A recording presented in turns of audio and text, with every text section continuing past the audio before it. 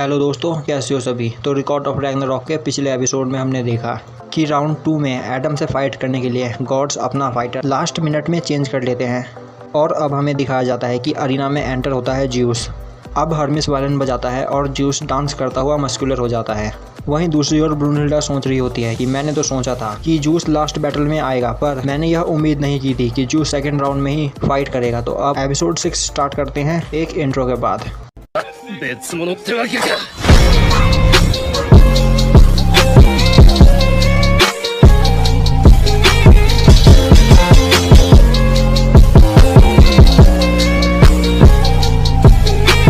तो एपिसोड 6 की स्टार्टिंग में हमें राउंड 2 स्टार्ट होने से कुछ मिनट पहले का सीन दिखाया जाता है, जहां लॉर्ड शिवा सेकंड राउंड में फाइट करने के लिए आ रहे होते हैं और वह बोल रहे होते हैं कि मुझे फाइट में अपने दिमाग को शांत रखना पड़ेगा। अगर मैं ज़्यादा फायर अप हुआ तो मैं अपने अपोनेंट को फाइट स्टार्ट होने से पहले ही मसल दूंगा।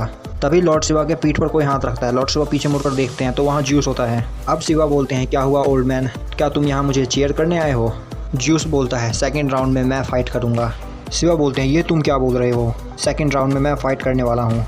अब ज्यूस दोबारा बोलता है, सेकंड राउंड में मैं फ़ाइट करूँगा।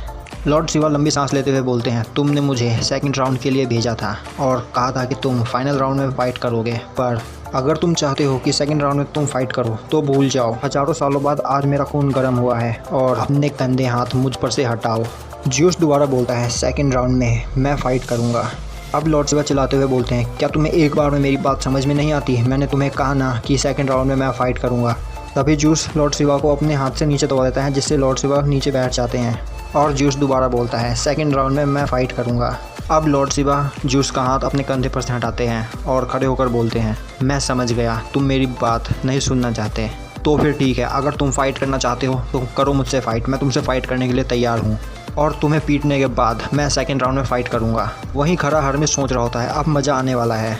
ज्यूस और शिवा एक दूसरे को गुस्से से देख रहे होते हैं। तभी शिवा शांत होते हुए बोलते हैं, लगता है मेरे पास कोई चॉइस नहीं। ओल्ड मैन, तुम सेकंड राउंड में फ़ाइट कर सकते हो, पर यह बात याद रखना कि तुम पहले हो जो मेरे साथ यह करके जिंदा बचा है। और अब ज्यूस हंसता हुआ अरीना की ओर आगे बढ़ जाता है। वहीं हर्मिस सोच रहा होता है, मैंने सोचा था कि इसमें मज़ा आएगा, पर यह तो डिसअपॉइंटेड था। अब हमें दिखाया जाता है कि प्रेजेंट में ज्यूस अपने मस्कुलर बॉडी के साथ खड़ा होता है और सभी गॉड्स उसे चीयर कर रहे होते हैं। और अब हेमडल बोलता है, यह वो बैटल है जिसका आप सभी इंतजार कर रहे थे, एक dream battle, mightiest God juice versus first man Adam. अब ज्यूस दौड़ता हुआ एडम के पास आता है और बोलता है, तुम कौन सा हथियार यूज़ करने वाले हो? वह मेरा फेवरेट है, वही हथियार जो लूबू ने इस्तेमाल किया था। मुझे अपना वेपन दिखाओ, तुम किस वल्कैरी के साथ मर्ज हुए हो, और अगर तुम बिना वेपन के मेरे साथ फाइट करने वाले हो तो यह फाइट ज़्यादा देर तक नहीं चलेगी। अब एडम ऊपर की ओर इशारा करता है और बोलता है, तुम खुद क्यों नहीं देख लेते? सभी ऊपर देखते हैं और वहाँ एक पैगासस होता है और उस पैगासस के ऊपर बैठी होती है एक वल्कैरी। दूसरी ओर ब्रूनहिल्डा बोलती है, यह वल्कैरी एडम के लिए सूटेबल है, द ड्रैगन लीफ। अब ड्रैगन लीफ ऊपर से कूदती है और बोलती है, एडम जल्दी मुझे अपना हाथ दो, यह सही टाइम है मर्ज होने का। और अब एडम अपना हाथ देता है और अब ड्रैगन लीफ एक वेपन में चेंज होती है। यह देखकर सभी हैरान होते हैं और सोच रहे होते हैं एडम कौन सा वेपन चुनेगा, और एडम चुनता है नकल पंच। यह देखकर सभी हैरान हो जाते हैं और एडम बोलता है, यह मुझे पसंद आया। और अब स्टार्ट होता है second round, Adam versus juice. वहीं दूसरी ओर एडम के बच्चे बोल रहे होते हैं, हे डैड, उस बुढ़े के रेस पर पंच करना। अब ज्यूस एडम से बोलता है, क्या तुम सच में उन नकल्स को वेपन के तौर पर इस्तेमाल करने वाले हो? जिस पे एडम बोलता है, हाँ मुझे यह पसंद है।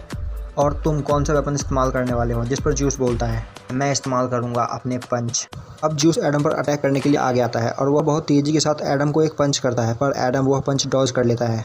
यह देखकर सभी ह्यूमंस खुशी से चिल्लाने लगते हैं और वहाँ बैठा एरिस बोलता है, यह ह्यूमंस इसलिए खुश है क्योंकि एडम ने ज्यूस का बस एक पंच डॉज कर लिया।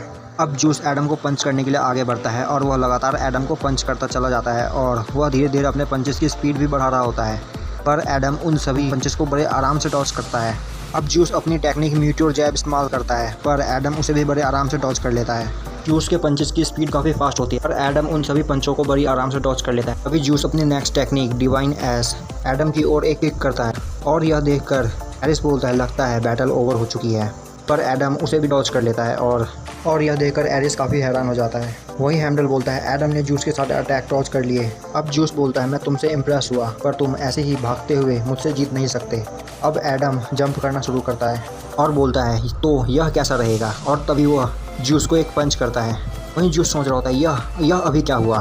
कहीं ये तभी एडम बोलता है ओह वेरी गुड, और अब एडम पंच करना चालू करता है और वह अपने पंच की स्पीड बढ़ाता चला जाता है। वहीं ज्यूस उन पंचेस को अब डॉज कर रहा होता है। तभी एडम भी मीटर जैप टेक्निक यूज़ करता है। यह देखकर ज्यूस बोलता है यह तो मेरी टेक्निक है, और एडम ज्यूस को कई सारे पंच करता है। तभी एडम डिवाइन एस टेक्निक से एडम को एक किक भी करता है, जो देखकर सभी गॉड हैरान हो जाते हैं। और यह सब देखकर एरिस को भी कुछ समझ में नहीं आता। अब हेमडल बोलता है यह तो मिरेकल है। एडम ने ज्यूस के सभी अटैक डॉज ही नहीं किए, बल्कि उसने ज्यूस के अटैक से ही ज्यूस को हिट किया।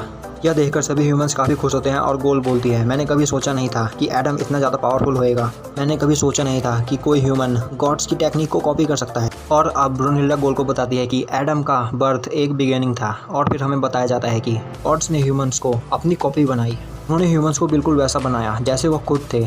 और अब ब्रूनहिल्डा बोलती है इंसान भगवानों की कॉपी है। अगर दूसरे शब्दों में कहा जाए तो एडम डिवाइन की कॉपी है। इस वजह से वह गॉड्स के सभी मूव्स को कॉपी कर उनके खिलाफ इस्तेमाल कर सकता है, और यह एडम की स्पेशल पावर है, और इस पावर को डिवाइन रिफ्लेक्शन कहा जाता है। और भाई यहाँ पर यह देख के मुझे कॉपी निंजा काकाशी की याद आ गई।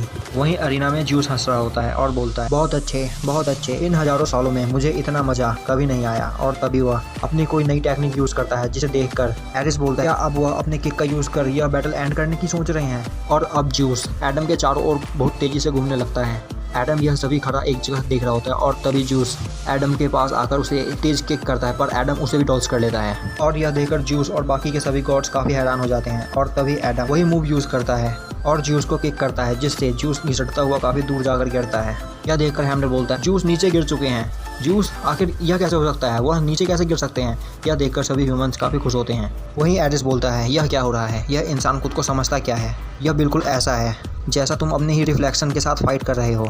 अब एडम बोलता है मैं यह करना नहीं चाहता था, पर यह एक फ़ाइट है, मुझे माफ़ करो ओल्ड मैन।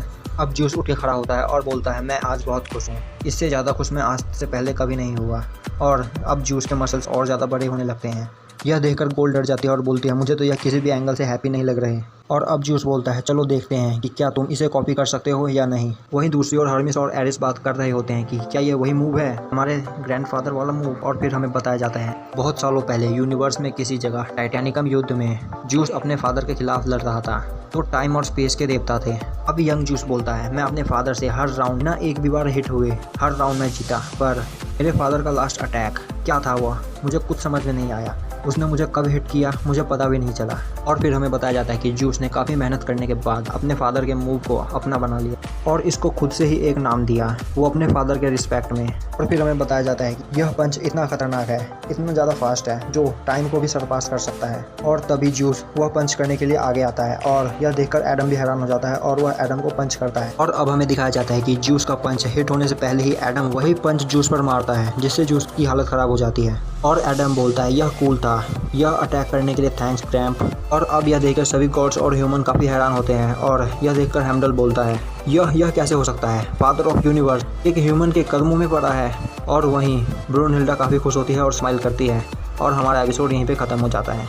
तो यार कमेंट करके बताओ कि यह वीडियो आपको कैसी लगी। अगर वीडियो अच्छी लगी हो तो लाइक करें, चैनल पर नए हो तो सब्सक्राइब करें और बेल नोटिफिकेशन को ऑल पे कर दें, जिससे हमारी आगे आने वाली वीडियोस आपसे मिस ना हो।